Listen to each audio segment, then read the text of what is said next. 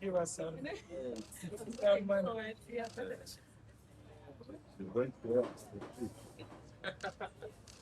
Each proposal has its own need. So we need to tailor each proposal to the basics. If you're dealing with women, the proposal has to specifically target women. You might be dealing with everyone, youth, women, what, but then the proposal comes and you're like, but me, I'm dealing with women or youth. I don't think I'm going to handle this. But as I was talking to my colleague, is it Alvin? Yeah, he was asking me something briefly, and before we know it, we were discussing. So we need to be flexible enough. There's a whole lot of opportunities in the oil sector, Ministry of Energy, PSFU, as it handles all these sectors, manufacturing, institutions, tourism, and etc. So are we only going to go into academics because we are attached to MUSt or to education sectors, or now we need to put our roots into different sectors? That way, that's when we are going to earn.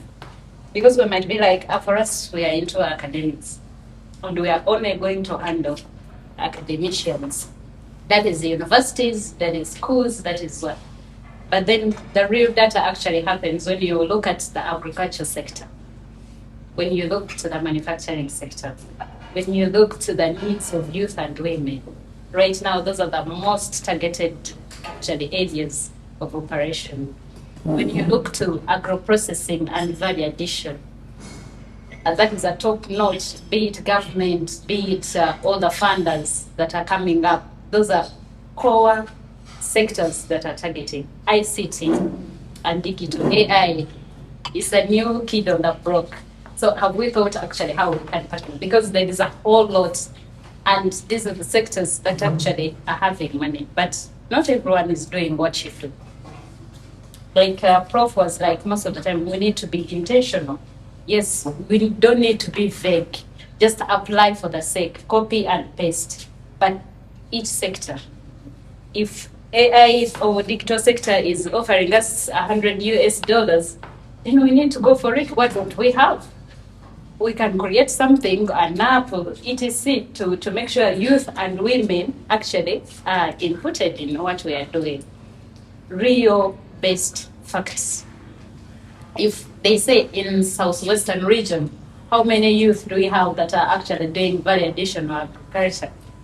And I don't think anyone has that information right now, but you'll find you don't have. Because according to what he was saying, showing me last time when I visited, he was showing me from, I think from national, then it comes to the district, and it comes to the parishes, up to the village level. So that is something that the country doesn't have, and we need to use it actually to earn, not just use it because we have it, but we need to use it to earn. And of course, we are looking at aligning our ideas to development's impacts. Those are jobs. How many jobs are created every day? And then how many youth are employed every day?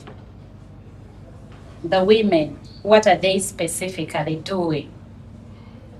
And then you look at the climate change of late, it's amazing. Every funding, every opportunity that is coming is targeting climate change. And then the value chains that have been talking. So I believe as we are all looking at these sectors, we need to have those few, the components. Okay, we know what to do, but how do we do it? You've mentioned where we can take the proposals, the grants, why we are paying the grants and all. Could you also help us guide us on how we generate those ideas and the topics that we do have to, how do we come up with those things that we can propose to? Are there other places you can recommend for inspiration? Are there articles or things we can read about, books? When you look at the local government, every other time, every financial year, they are taking money back because they failed to use the money. And there are many activities that are not done. You ask yourself, what have you been up to all this time? So all of us, we need to be specific and in order to use what we can, don't ask what you can't use because you get excited and you feel like, I can actually if I'm given this money. And a good proposal is not about just writing, like it's been all said. It's about solving a real problem. What is that impact you're bringing on the team? If you're looking at, because all this, they want to see what you can do. You have the data, yes, but how are you going to use that data to solve a problem? So if you're dealing with, for example, he was talking, okay, where can we submit? We have all this data. If you're going to use, let's say, for example, submit to European Union or World Bank, they will even come on the ground to say, actually, if you're doing what you said you're going to do. If you say, I'm going to support women or create an app in supporting women in their agribusinesses or create markets through an app or do ABCD, they will still come on the ground. Are really women being impacted? Are you doing all these trainings that you said you're going to do? What shows? Did you take pictures? Because we might be here, that's why we have all these people in. Evidence-based. I might come, yes, and train, but I don't have what to show that for this particular day I train this number of people.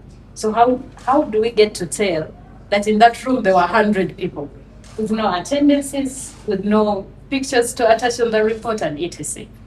So that one, yes, you did, but you don't have evidence. So there will be a question mark. And for you to go again and explain, oh, I've forgotten it will be a tug of war.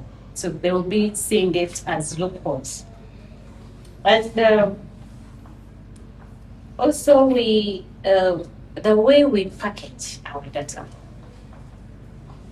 I was very impressed when Ben showed me how they do collect their data. It was interesting, and I told him, trust me, no one has this, what you have in the country. And when I started, I was telling you, we have pupils, we have all these institutions trying to get data, but not organized well like what you guys have.